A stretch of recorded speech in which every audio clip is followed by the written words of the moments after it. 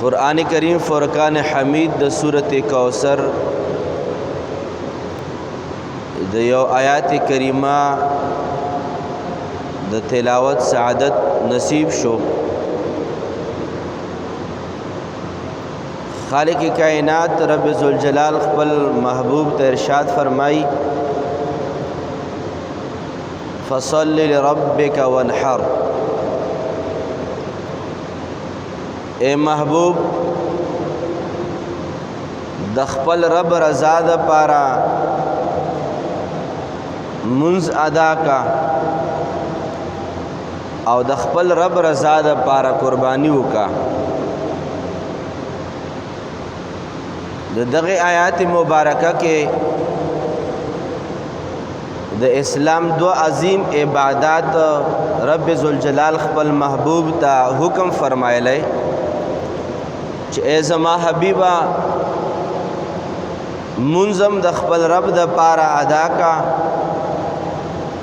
او د خپل رب د پاره ادا کوا او قربانیم د خپل رب د پاره اوکا. منځ خو واضحه خبره ده چې الحمدلله هر یو وړوکی او غټ نارینه زنانه د منځ د اهمیت نه او د منځ د فرضیت نه او د منځ د ادایګۍ نه څه ناڅه خبر دي. خو چونکې غټ اختر ورځې شپې رانږدې دي او د غټ اختر د ورځو په شپو کې مسلمانان هڅه او کوشش دا کوي چې حضرت سیدنا ابراهیم علیه السلام چې کوم سنت مونږ ته پاتې شوي دي مونږ د هغې ادایګي وکړو. نو همدغه سنت ابراهیمي په حوالې سره رب ذوالجلال خپل حبیب ته فرمایي وانحر، اے محبوب د ما رضا کېدو د پاره قربانی وکا.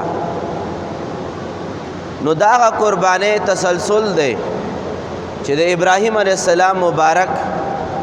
د خپل زوی اسماعیل علیه السلام مبارک د قربانی په صورت کې دا یو طریقه او دا یو سنت رالل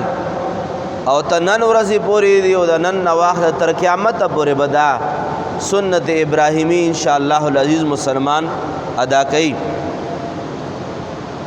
حاضرینو په دې جمعه باندې د قربانی په حواله سره خبره څنګه رسول غواړم. اگر چې څو ورځې شپې قربانی تشتا لا د غټ اختر میاشتم نه د شروع صرف په دې یو نیت باندې چې حاضرین او د سوشل میډیا په ذریعه باندې سامعین اول په دې مسله باندې ځان پوي کی چې آیا په ما باندې قربانی واجب هم ده او کنه. حسنا چې زه د ډیرو کلونو نه قربانی را باندې واجب او دې کالمم ورته لا اراده نه او ډیر کړه ته داسې وشي چې په کور کې مشرانو لا په کال باندې قربانی کیږي او چې چا باندې په کور کې واجب هغه قربانی نه کال په کال محرومه پاتې شوی وي. قربانی واجب په چا باندې ده. حاضرین سره په دغه یو نقطه باندې دوه درې خبرې عرض کول غواړم او شاید چې د غور سره اورېدو سره انشاءالله فایده ملاو شي. حاضرین قربانی په هغه چا باندې واجب ده چې کم یو انسان د کم یو مسلمان سره 2.50 نیمې تولې سونه وي یا 9.5 تولې سره زر وي او یا په کور کې څه اضافي سامان وي یا د چا اضافي پراپرټي وي یا د چا کاروبار روزګار دی پیسو ته رسیدلی وي چې 2.50 نیمې تولې د چاندې قیمت لري. که چا سره سونه نشته مثلا 9.5 تولې یا چا سره سپین زر نشته 2.50 نیمې تولې خو لیکن یو کس ته هغه روزګار دی د چا جنرل سٹور دی څوک د پراپرټۍ کار کوي څوک شوروم کار کوي ګاډي پکې ولاړ دی څوک د مختلف قسمه کاروبارونه کوي روزګارونه کوي لکه څنګه معاشره کې د چا نه پټ نه دي نو د هغوی دپاره بیا حکم دا دی چې هغه سره 250 نیمې تولې د سپینو زرو قیمت او پیسې موجود وي او د قرض نه او د ضروریات زندګۍ نه فارغې پیسې پرتې وي په داسې کس باندې قرباني واجب ده یو کس ته کاروبار یې نشته خو لیکن هغه ملازم دی او هغه تنخواه راخلي 50,000 روپۍ او د ده په کور کې خرچه مثلا کېږي 40,000 روپۍ 10,000 روپۍ میاشت په میاشت باندې د سره اضافي پاتې کېږي نو که چېرې د سره دومره پیسې وي که د چا روزګار دی ما عرض وکړو یا څوک تنخوادار دی او د 250 نیمې تولو سپینو زرو چې څو قیمت جوړېږي د هغې قیمت په برابر چا سره نغدې پیسې وي یا چا سره پراپرټي وي یا چا سره دکان وي چا سره جنرل سټور وي وغیره وغیره په داسې کس باندې قرباني واجب ده دې ضمن کې دا خبره به ځکه په زورنې سره عرض کول غواړم چې چا سره داوي تقریبا نن سبا اندازې مطابق د 80 او د 90,000 په مینز کې چونکې چاندي کمیږي زیاتېږي د هغې ریټونه نو چې چا سره تقریبا 80-90,000 روپۍ وي او د 2 سیزونو نه وزګارې وي قرض په نه وي او دویم نمبر ضروریات ته زندګۍ پوره وي او د هغې هر څیز نه اضافي پیسې پرتې وي په دغې کس باندې قرباني واجب ده عرض دا کومه چې زموږ ستاسو په کور او په کلي او په وطن کې او خاص کر په دغه حیات آباد کې زنانو سره کم از کم 9 تولې چا سره 10 تولې چا سره 11 تولې چا سره 15 تولې سونه موجود وي او حالان کې واده به 10 کاله شوي وي په 10 کاله کې د زنانه چرته قرباني ونه کړه حالان کې هر کال قرباني به واجب ده په هر کال باندې دغه زنانه غاړه بنده ده د واجب د ادایګۍ نه په هر کال باندې دا غریبه پاتې ده خاوند یې کور وساتي که ښځې له قرباني وکړي ښځه دا وایي چې خاوند یې راله نشي کولی زه یې د کم ځای نه وکړم نو دا سونه چې د اصل پیسې دي همدا خرڅه که چا نه په قرض باندې راواخله قرباني وکړه چې لږې لږې خاوند درکوي درله هغه قرضه بیا خلاصه که خو زنانه تقریبا میجارټي په اکثریت سره چې کمو زنانو سره د 9 تولو سونې نه زیاته سونه شته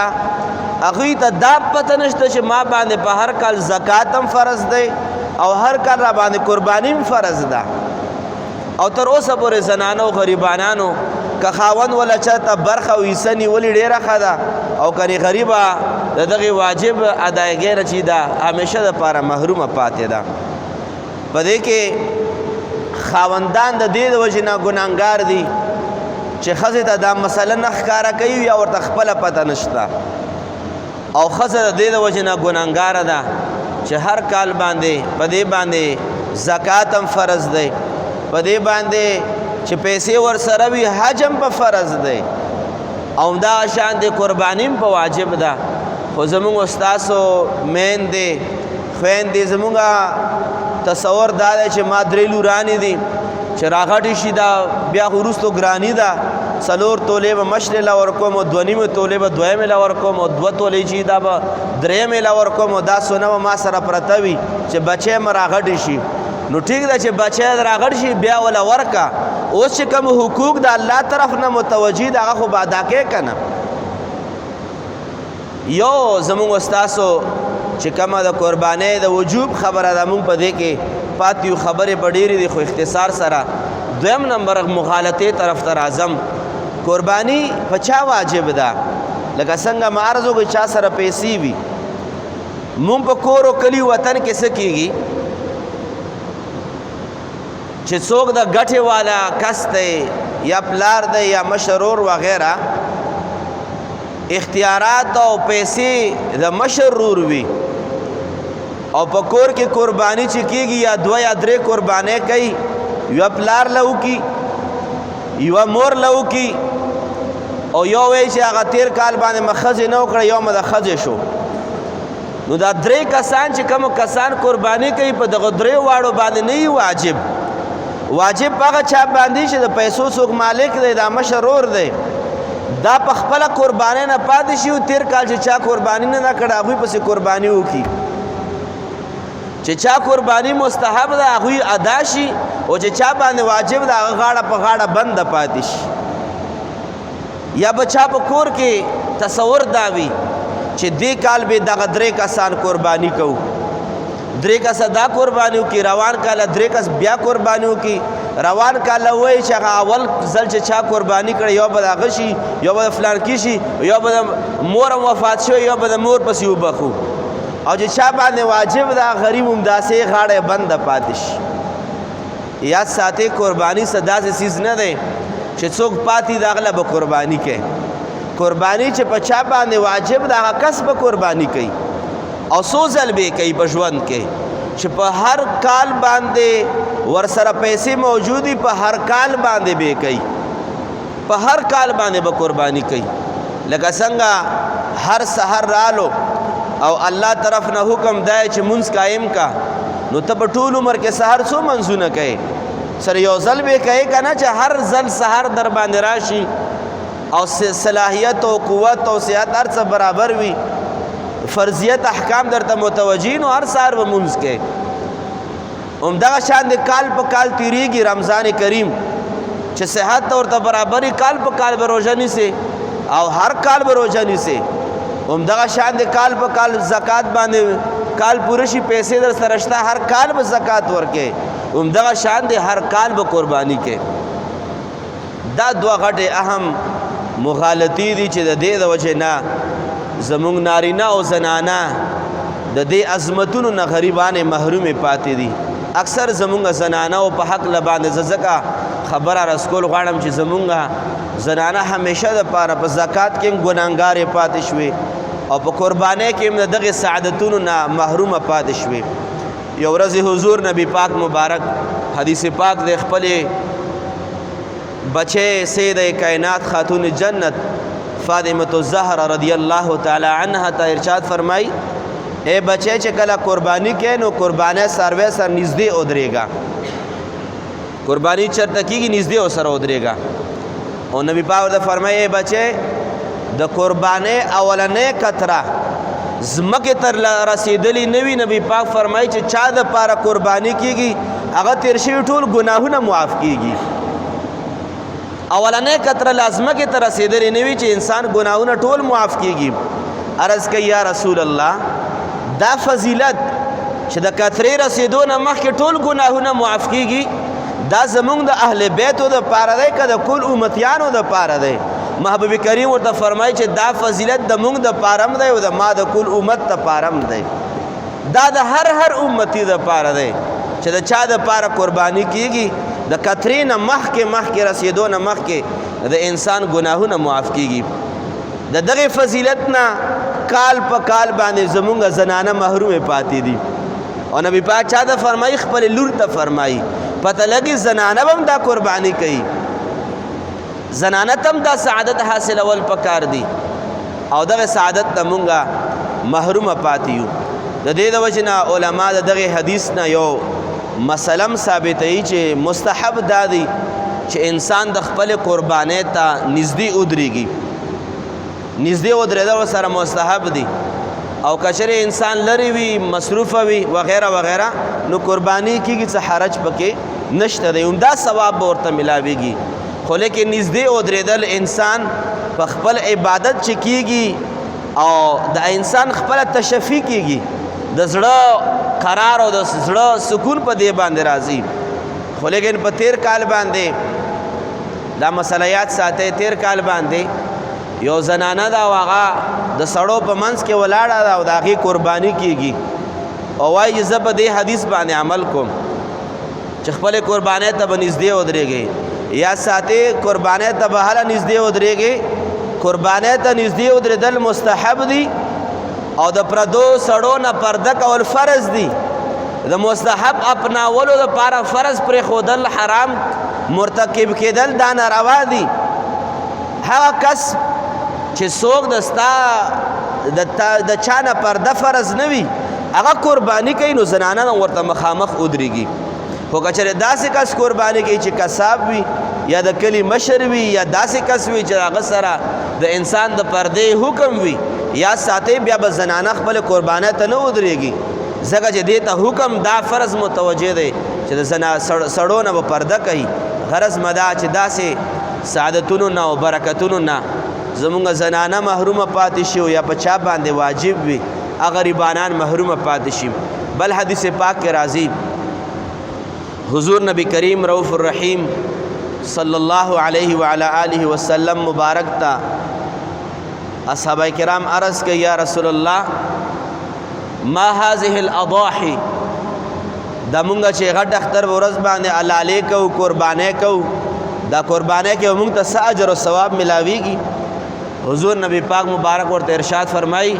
چې دا د ستاسو د پلار او بل روایت کې راځي دا زما د پلار د ابراهیم علیه السلام سنت دی عرض کې یا رسول الله څه اجر دی پکې محبوب کریم ورته فرمایي چې د هر یو څاروي په بدن باندې چې څومره ویښته دي د هر یو ویښته په بدله کې به چې د چا قرباني کولی کېږي هغې ته به یو اجر ملاویږي حضور نبی پاک ته صحابه کرام عرض کې یا رسول الله فصوف یا رسول الله په بعضې ځناورو باندې خو ویښته نه وي واړی چې په کم څاروي باندې وړی وي نو د هغې وړی به اجر او ثواب څنګه وي حضور نبی پاک مبارک ورته ارشاد فرمایي چې د هرې واړی په هره ویښته باندې به چې د چا قرباني کېږي هغې ته به یو اجر او ثواب ورته ملاویږي څومره لوی اجرونه دي نن سبا زه وایم چې جدید ټیکنالوجي دور دی داسې آله به نه وي داسې یو څیز به نه وي مشین به نه وي چې د یو څاروي ویښته په شمار باندې کي دومره لوی اجرونه موږ ته ملاویږي خو عرض کول غواړم چې اکثر زمونږ زنانه یا بعضې سړي چې څوک نه ادا کوي د داسې عظمتونو د داسې برکتونو نه انسانان محرومه پاتې دي او تیر په تویره باندې حضور نبی پاک مبارک ارشاد فرمای چې ثمنوا ضحایاکم فإنها على الصراط مطاياكم يعزموا ضحاياكم فإنها على الصراط مطاياكم او كما قال عليه الصلاة والسلام نبی پاک فرمای سربے سربے قربانیان وکي قربانیان سربے سربے وکي غوښې نه چې ډکې وي داسې قربانیان وکي ځکه حضور نبی پاک فرمای قیامت پر ورځ باندې چې کله پولیس ورات باندې تیریږي ته به د خپلې قربانۍ په سورلی باندې ناسې پولیس ورات باندې به تیریږي دا د ستا د پولیس ورات سواري ده سواري پولیس ورات باندې د انسان د قربانۍ سورلی ده د دغې عظمت نه موږ هغه سړي و زنانه پاتې دي قیامت په ورځ باندې په څه باندې تیریږي که چېرې انسان خپل عظمت غواړي یو انسان د پیدل چرته ځي یو انسان د په ګاډي کې ځي د دواړو پروټوکول کې غټ فرق دی قیامت په ورځ باندې که دا پروټوکول ورته نصیب کېږي هغه چا ته به نصیب کېږي چې چا په دنیا کې قرباني کړې ده تر دې پورې روایتو کې راځي کتابونه لیکلي چې چا ډېرې قربانیانې کړي دي او کله د انسان د قبر نه راوچتېږي قبر نه چې انسان راوچتېږي نو د قبر نه واخله محشر میدان طرف ته چې ځي دا به انسان په خپل د قربانۍ په سورلی باندې ځي او چا چې ډېرې کړي وي هره یوه قرباني به دا وایي چې ما باندې سورلی وکړي ما باندې سورلی وکړي علما لیکي چې کمه قرباني ډېر نه بهترینه قرباني وي په هغې باندې به سورلی کوي دا نورې قربانیانې به محشر طرف ته ورسره روانې وي دا خو ډېر عظمت والا قرباني ده نو د دې د وجې نه حاضرینو چې څوک هم چا په تېر کالونو باندې قربانیانې کړي دي په کار دا ده چې په دې کال باندې هم اهتمام باندې وکړو ټیک دا ګرانی په خپل ځای باندې مهنګایي په خپل ځای باندې خو لیکن د قربانۍ اهتمام ضرور کول پکار دي که چېرې مهنګایي بعضې خبرې کېږي لګیا وي چېرې مهنګایي زیاته ده بلکل بېشکه زیاته ده خو که چېرې سبا له واده رالو منګني راله فضل خرچې وخت رالو هغې وخت کې مهنګایي به بیا چاته نه یاده او چې کله سنت ابراهیمي ادا کېږي بیا په هغې وخت کې شیطان وسوسه راولي چې د مخکې د درې کولې دې ځل دوه وکړه نه کوشش وکړه چې دې ځل درې په ځای باندې څلورو کې چې رب ذوالجلال د انسانانو ګناهونه معاف کړي انسانانو ته بندې لارې کولاو شي انسانانو ته الله کریم مخې کولاو کړي د دې د وجې نه اهتمام د قربانۍ پکار دی. او زه دا خبره ضرور عرض کول غواړم او د خپلو خبرو اختتام طرف ته ځم، او هغه دا چې لکه څنګه د روایاتو نه ستاسو په جناب کې ما عرض کا چې دومره لوی اجر او ثواب دی. دا اجر او ثواب کله ملاویږي؟ دا اجر او ثواب کله ملاویږي؟ چې کله قربانی د غوښې دپاره نه وي، د الله رضا دپاره وي. که قربانی د غوښې دپاره وي چې مقصد د قربانی نه غوښه وي، قربانی باندې توجه نه وي، توجه په غوښه باندې وي، یاد ساتئ یو ذره برابر ثواب هم نه ملاویږي. داسې غوښې چې انسان د غټ اختر په ورځ باندې د غوښې دپاره قرباني کوي، داسې غوښو ته او داسې وینې ته او داسې قربانۍ ته د خدای پاک هډو ضرورت شته نه. داسې غوښې بازار کې روزانه ملاویږي. خدای پاک قرآن کریم فرقان حمید کې ارشاد فرمایي چې د ستاسو غوښې د ستاسو وینې د قربانۍ ماته نه را رسیږي. الله پاک فرمایي ولکن یناله تقوا منکم. خدای پاک فرمایي چې د قربانۍ نه ماته چې اسمانونو ته کم یو شی راوچتېږي، هغه د انسان تقوا او پرهیزګاري راوچتېږي، د انسان نیک نیت ماته راوچتېږي. او که چېرې انسان د دې غوښې دپاره قرباني کوي، یاد ساتئ قربانۍ کې بیا یو اجر او ثواب هم نشته. او د فقهاو یو مسله درته بیانومه چې د نیت صفا کول د قربانۍ دپاره څومره ضروري دي. لکه نن سبا چې کله د هغه ورځې رانږدې شي د قربانۍ، نو سوشل میډیا او ټي ویانو خبرونه تاسو ګورئ چې فلانکي کرکټر په 7 लाख روپۍ باندې ګډ واغستو.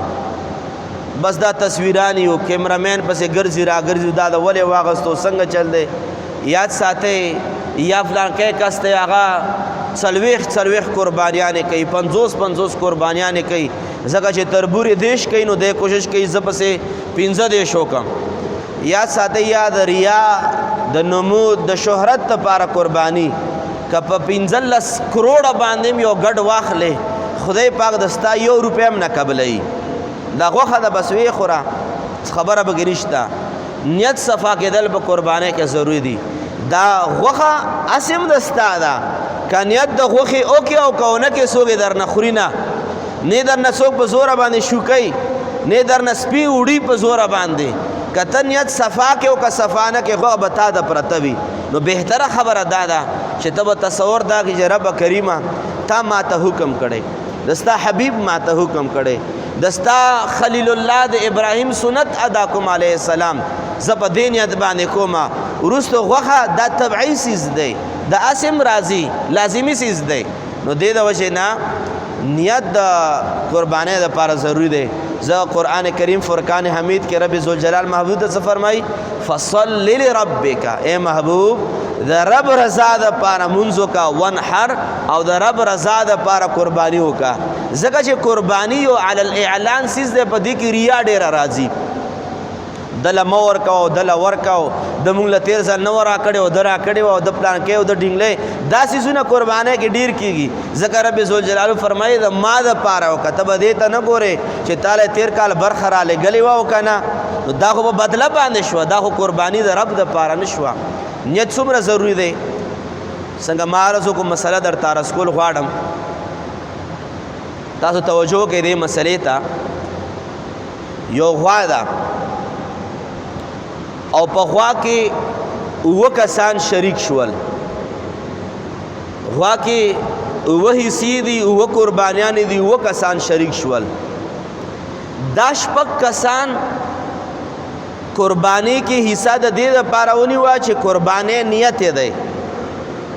چې ما قرباني وشي، قرباني را باندې واجب ده.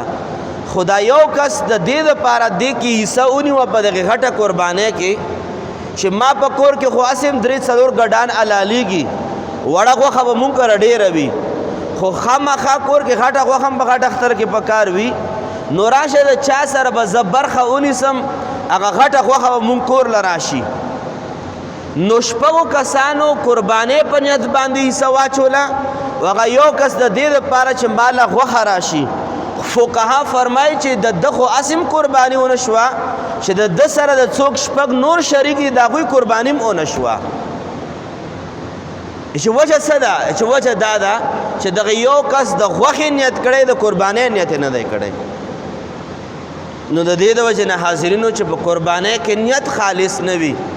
دا تشه غوښه ده چې د اختر نه مخکې هم په بازار کې ملاوېده او د اختر نه بعد هم ملاویږي. خو که چېرې په دې کې د خپل رب رضا وي، دا هم یاد ساتئ چې کله د رب رضا وي په دې غوښه کې به انشاءالله العزیز برکت د دنیا او د آخرت موجود وي. د دنیا برکت پکې دا دی چې د غوښې خوراک سره به الله پاک صحت درکوي. چې کله دا قرباني قبول شي په دغه غوښه کې نسبت ابراهیمي د وجې نه برکت راځي، خدای پاک به صحت درکوي درله، او د دغې قربانۍ د غوښې په برکت باندې به خدای پاک انرژي د عبادت درکوي درته. او د آخرت فایده یې څه ده؟ حضور نبی پاک فرمایي چې قیامت په ورځ باندې چې کله نامه اعمال تللی کېږي، په نامه اعمال کې به د انسان د قربانۍ غوښه هم اچولی کېږي، وینه به هم اچولی کېږي، اډوکې به هم اچولی کېږي، ایون تر دې پورې چې کومه بوټان د زناور کم بوټان وي هغه به هم په نامه اعمال کې اچولی کېږي، او د انسان د نامه اعمال وزن به کېږي. چې کله قرباني قبول شي په غوښه کې دنیا کې هم برکت دی او آخرت کې هم په دې باندې فواید مرتب دي. حاضرینو قربانۍ اهتمام وکړئ. قرباني یو عظیم عبادت دی، په دې باندې تقرب الی الله ملاویږي او په دغه قربانۍ کې د زړونو تقوا موجوده ده. ځکه رب ذوالجلال ارشاد فرمایي ومن یعظم شعائر الله فانها من تقوى القلوب. الله فرمایي چې چا د خدای پاک د نشانو عزت وکړو دغه عزت د زړه تقوا ده. او شعائر الله کې قرباني دا د شعائر الله یو قسم دی چې د قرباني چا وکړه هغه انسان ته د زړه تقوا ملاو شو. الله کریم خالق کائنات زموږ استاسو په دواړه جهانه باندې د دواړو جهانو نبی پاک مبارک د سنت و فیض او برکت او په هغې باندې عمل کړو توفیق نصیب فرمایي. واخر دعوانا ان الحمد لله رب العالمين. اللهم ربنا آتنا في الدنيا حسنة وفي الآخرة حسنة وقنا عذاب النار وادخلنا الجنة مع الأبرار يا عزيز يا غفار يا رب العالمين. رب کریمه د قربانۍ په حق لبانې د ستا د کلام پاک او د ستا د محبوب د کلام پاک نه دو درې خبرې بیان شي. الله پاک موږ له عمل کولو توفیق را نصیب کړي. څومره مسلمانانو مخکې قربانیانې کړي ته قبول و منظور کړي. راتلونکې زمانہ کې د قربانیانو ادا کولو توفیق زموږ نصیب کړي. رب کریم قربانیان زموږ نه قبول و منظور کړي. رب کریم زموږ په حال باندې رحم وفرمایي. رب کریم د دواړو جهانو عزتونه د دواړو جهانو برکتونه زموږ نصیب فرمایي. ډېرو مسلمانانو حاضر جمع کې او غایبینو د دعاګانو التجا کړي. رب کریم سو بیماران دي صحت ولور کې، څوک قرضداري قرضونو نه اخلاص کې، چا قرضونه بند دي قرضونه را خلاص کې، څوک بېکوره دي کورونه ولور کې، څوک بې اولاد دي اولاد ولور کې، څوک بې اتفاق اتفاق او اتحاد ولور کې، څوک قسم قسمه زړه کې جایز مقاصد لري. رب کریمه د ټولو جایز مقاصد پوره فرمایي. وصلی الله تعالی علی خیر خلقه سیدنا محمد وآله واصحابه اجمعین برحمتک یا